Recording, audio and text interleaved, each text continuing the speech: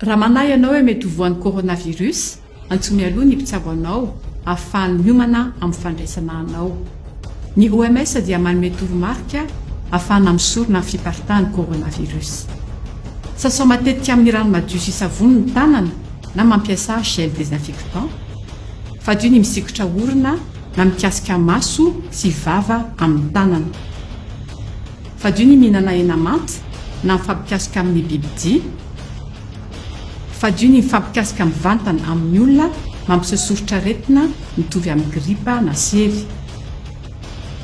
Tampenao mosoara na amin'ny sandry ny vava sy ny orona rehefa mievina na mikohaka ianao toy izao.